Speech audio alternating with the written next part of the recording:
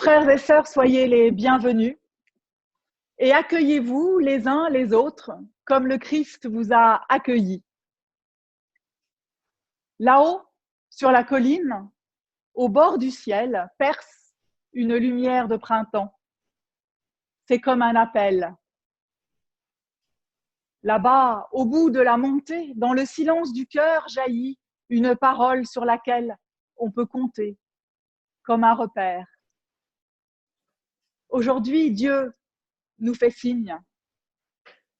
À nous de regarder, d'écouter, à nous de chercher. Frères et sœurs, la grâce et la paix vous sont données de la part de Dieu notre Père et de Jésus-Christ, notre Seigneur. Amen.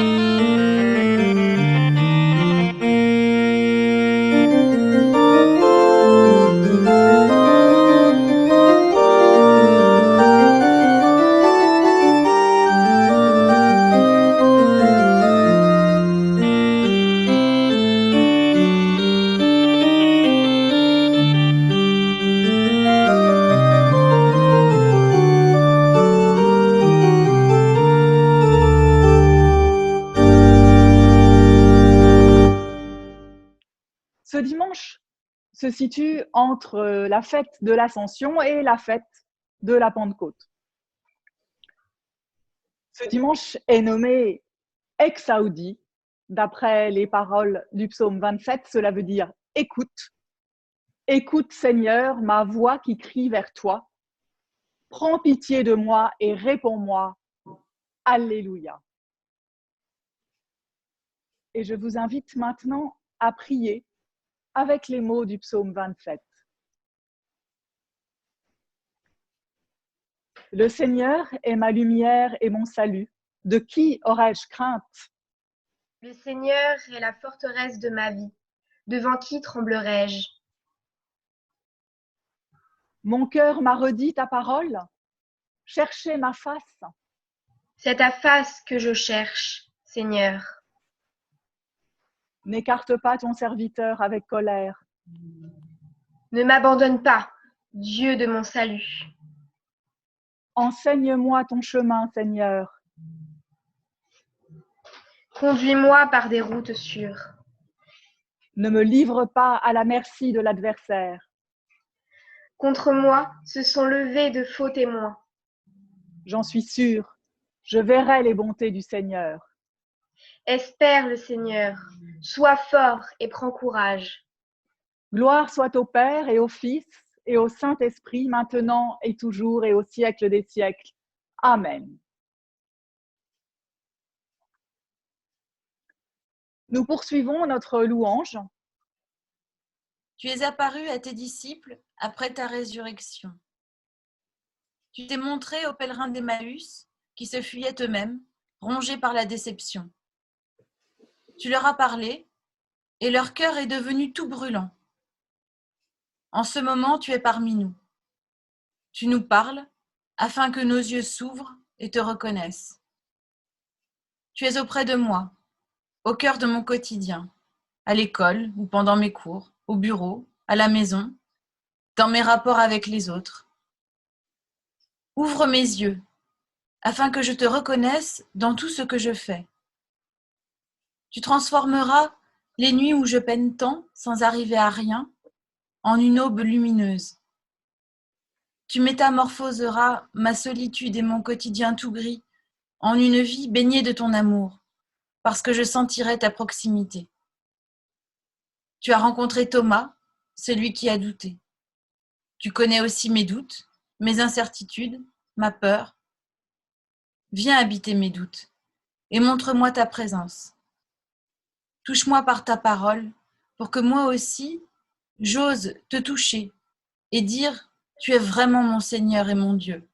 Tu es vraiment ressuscité et tu me redresses, moi aussi. » Amen.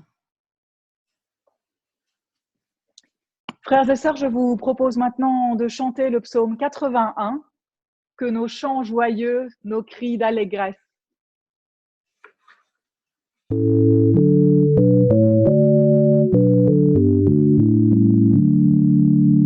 Que nos chants joyeux, nos cris d'allégresse jaillissent vers Dieu le puissant Seigneur qui met sa vigueur dans notre faiblesse. Les corps et les hautbois, l'éclat des trompettes, nos luttes et nos voix diront quelle ardeur brûle notre cœur en ce jour de fête.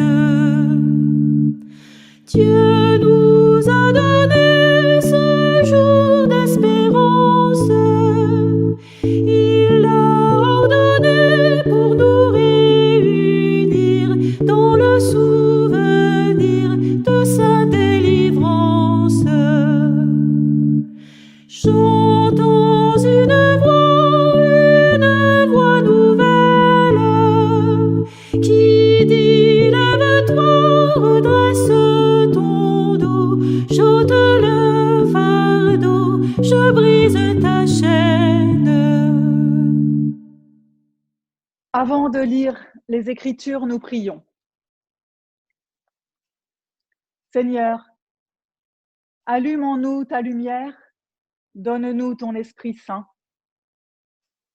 et puissions-nous, conduits par cette lumière et cet Esprit, chercher ta vérité, respecter ta parole et trouver Jésus, notre vie et notre voix, dans ces paroles que nous allons entendre. Amen. Nous lisons dans le livre des Actes, au chapitre 1er, les versets 6 à 14. Ceux qui s'étaient réunis lui demandaient : « Seigneur, est-ce en ce temps-ci que tu vas rétablir le royaume pour Israël ?» Il leur répondit : « Il ne vous appartient pas de connaître les temps ou les moments que le Père a fixés de sa propre autorité.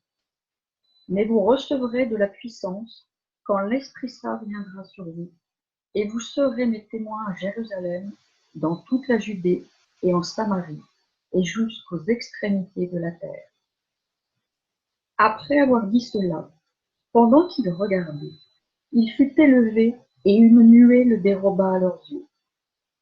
Et comme ils fixaient le ciel pendant qu'ils s'en allaient, deux hommes en habits blancs se présentèrent à eux et dirent : « Hommes de Galilée, pourquoi restez-vous là à scruter le ciel ? Ce Jésus qui a été enlevé au ciel du milieu de vous viendra de la même manière que vous l'avez vu aller au ciel. » Alors, ils retournèrent à Jérusalem, depuis le mont dit des Oliviers, qui est près de Jérusalem, dans le rayon des déplacements autorisés le jour du sabbat. Quand ils furent rentrés, ils montèrent dans la chambre à l'étage où ils se tenaient d'ordinaire. Il y avait Pierre, Jean, Jacques et André, Philippe et Thomas, Barthélemy et Matthieu, Jacques, fils d'Alphée, Simon le Zélote et Judas, fils de Jacques. Tous, d'un commun accord, étaient assidus à la prière avec des femmes, Marie, mère de Jésus, et les frères de celui-ci. Ainsi se termine la lecture de ce jour.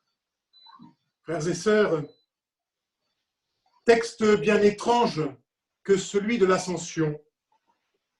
quelques versets seulement chez Luc, quelques versets au début de ce livre des Actes des Apôtres. De plus, notre récit est comme pris en sandwich entre Pâques et Pentecôte dans notre cycle de l'année liturgique, de sorte que, de fait, il passe un peu à la trappe.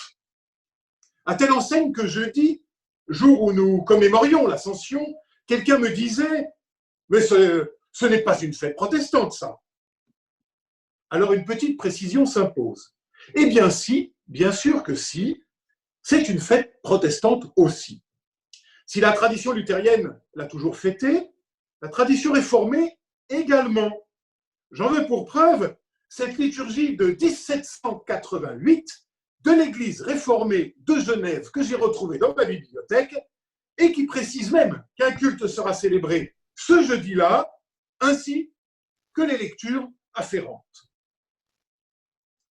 Mais il est vrai, je l'ai dit, que la chose était comme tombée en désuétude parfois.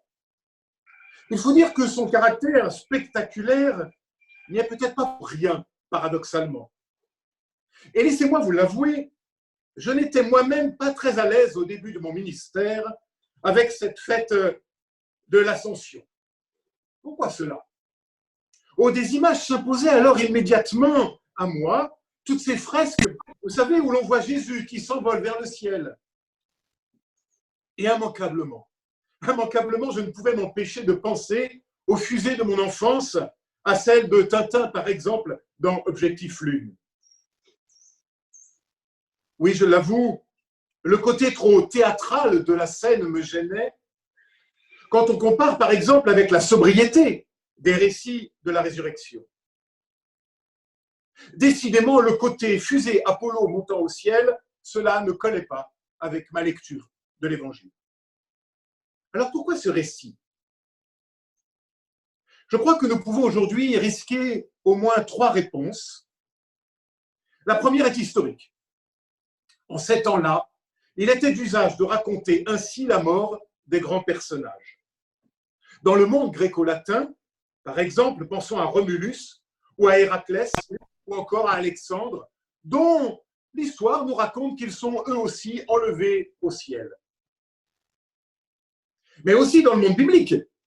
Pensons par exemple au prophète Élie, le grand prophète de l'Ancien Testament, qui est enlevé aux cieux dans un char de feu. Alors, nous le comprenons aisément, il en faut au moins autant pour Jésus, ne trouvez-vous pas? Mais allons plus loin, car une seconde réponse s'impose à nous, me semble-t-il. Le récit de l'Ascension vient faire charnière entre 2 modes de présence du Christ au monde. Passage d'une réalité physique à une présence spirituelle. Passage de l'extériorité d'une présence à l'intériorité d'une présence. Passage, pour le dire autrement, du dehors au dedans.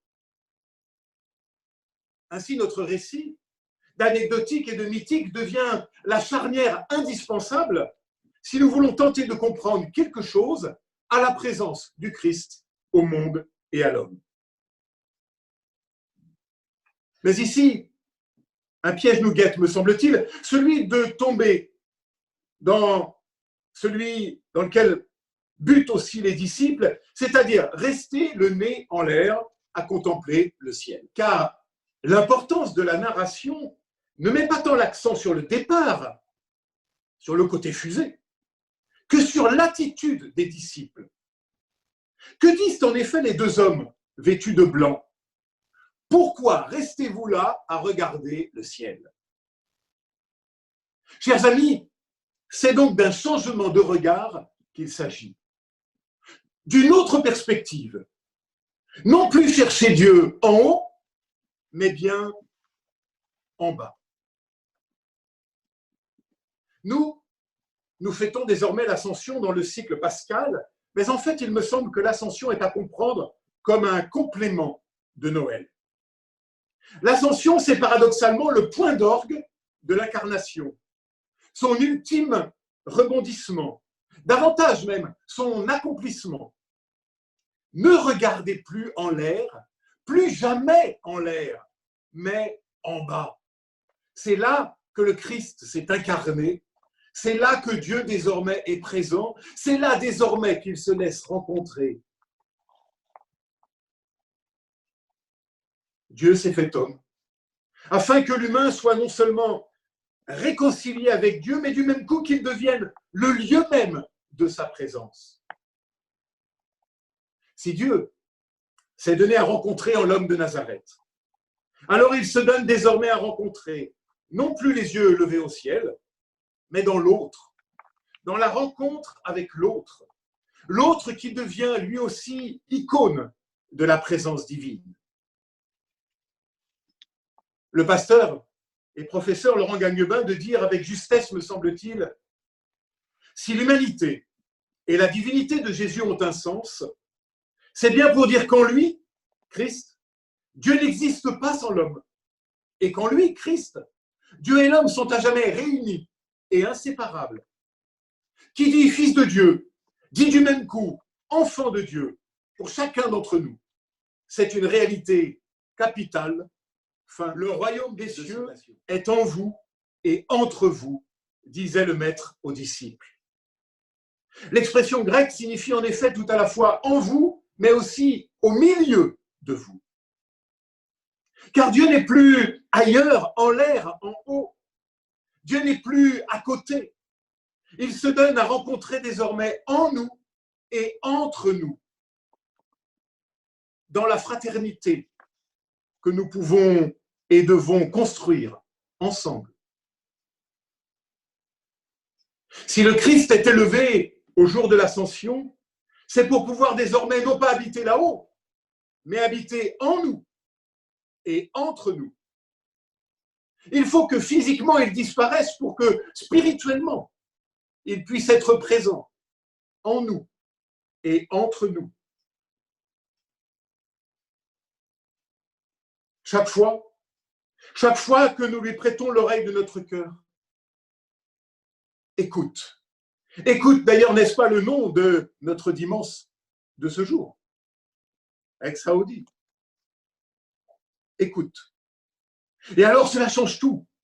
C'est l'aventure de la foi, c'est l'aventure de la vie, c'est là toute la puissance qu'il veut nous donner.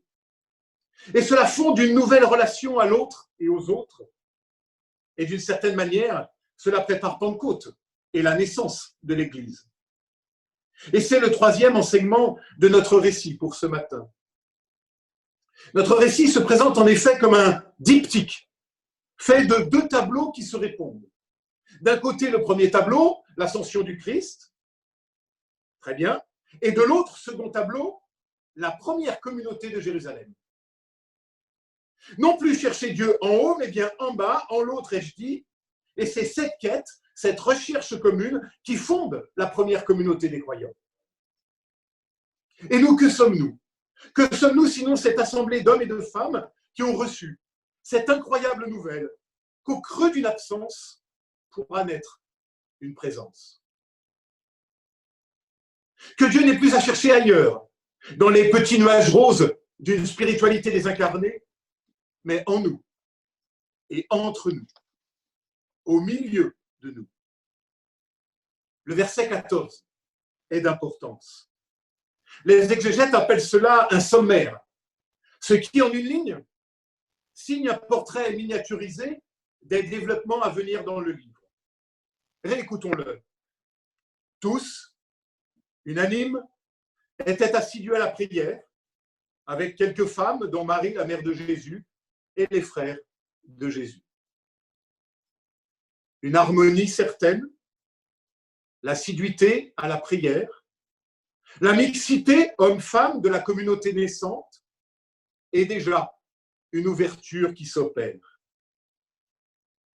Le cercle des 12 n'est plus fermé, d'autres s'immiscent et le rejoignent, des femmes, les frères de Jésus. Déjà, l'Église est en train de surgir, le cercle des disciples n'est plus fermé, la bande de copains devient communauté, s'ouvre à d'autres, et l'absence-présence du Maître vient faire de nous désormais des frères et des sœurs devant lui.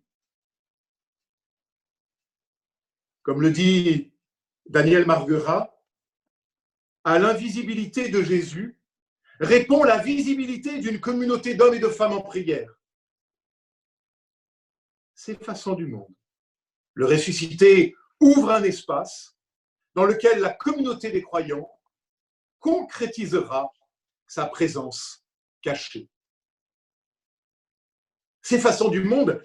Le ressuscité ouvre un espace dans lequel la communauté des croyants concrétise sa présence cachée. Fin de citation. Alors, en ce premier dimanche, où les cultes communautaires peuvent reprendre, y eut-il jamais plus belle actualisation pour nous de ce récit? Amen.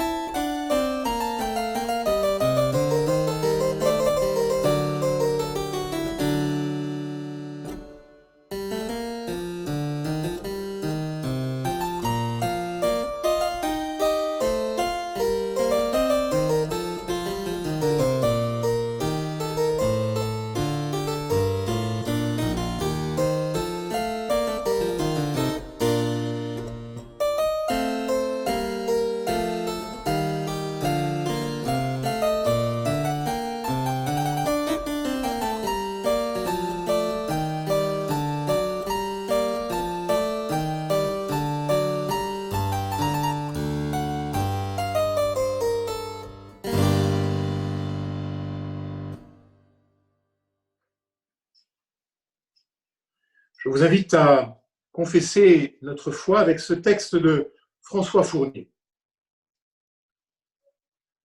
Je ne crois pas au Dieu qui dirigerait tout, tous les événements, chaque instant de nos vies, mais je crois en un Dieu qui crée nos libertés, quels que soient nos chemins. Je ne crois pas au Dieu qui pourrait décider de la mort des vivants, fixant le jour et l'heure, mais je crois en un Dieu qui fait vivre les morts d'une éternelle vie. Je ne crois pas au Dieu qui laisserait tomber après quelques années ses enfants au néant, mais je crois en un Dieu, Père toujours fidèle, créateur de la vie. Je ne crois pas au Dieu derrière les nuages, spectateur bien lointain de l'histoire des humains, mais je crois en un Dieu venu en Jésus-Christ partager notre vie.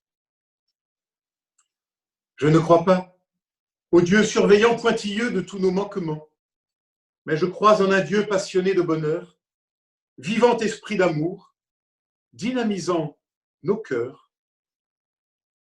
Amen.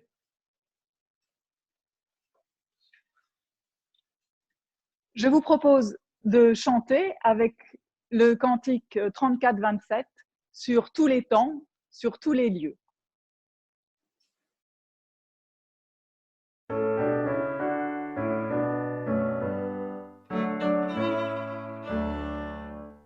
Sur tous les temps, sur tous les lieux, Alléluia, tu vas régner auprès de Dieu, Alléluia. Sur l'univers, tu es Seigneur, Alléluia,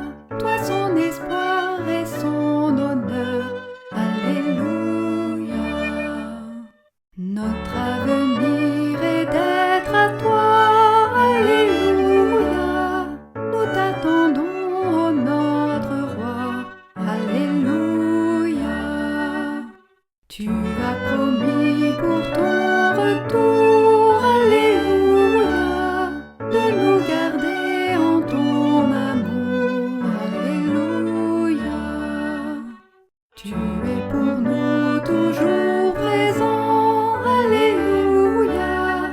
Nous te louerons en tous les temps, Alléluia.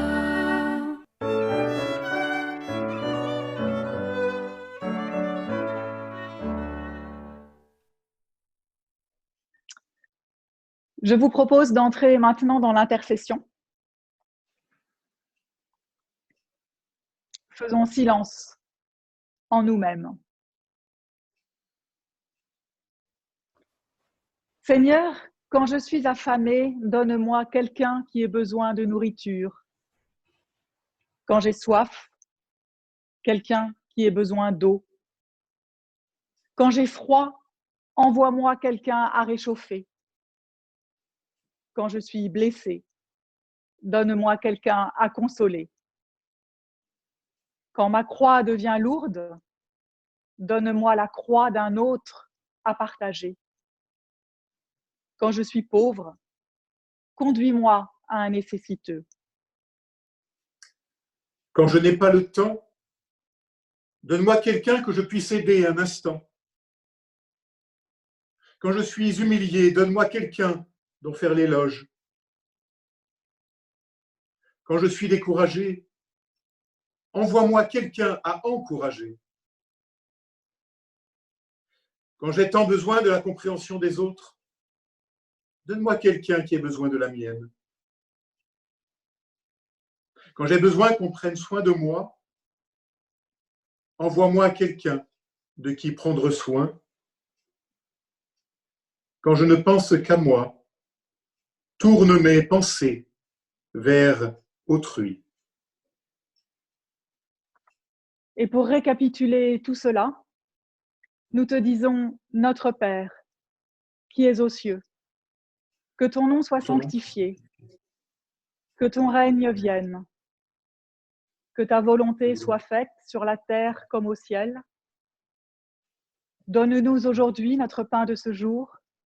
Pardonne-nous nos offenses, comme nous pardonnons aussi à ceux qui nous ont offensés. Et ne nous laisse pas entrer en tentation, mais délivre-nous du mal, car c'est à toi qu'appartiennent le règne, la puissance et la gloire pour les siècles des siècles. Amen.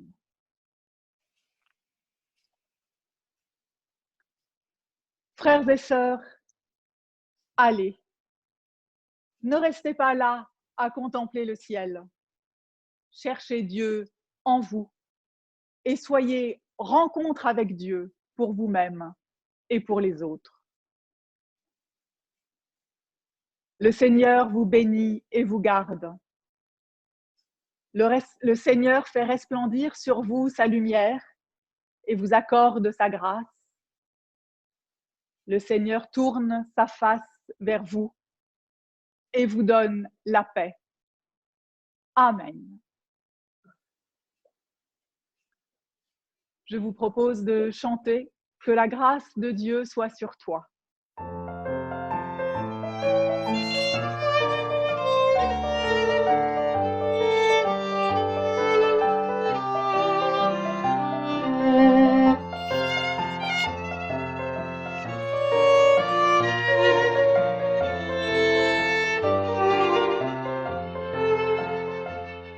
Que la grâce de Dieu soit sur toi, pour t'aider à marcher dans ses voies. Reçois tout son pardon et sa bénédiction. Va en paix dans la joie, dans l'amour. Que la grâce de Dieu soit sur toi, pour t'aider à marcher dans ses voies. Reçois tout son pardon et sa bénédiction. Va en paix dans la joie, dans l'amour.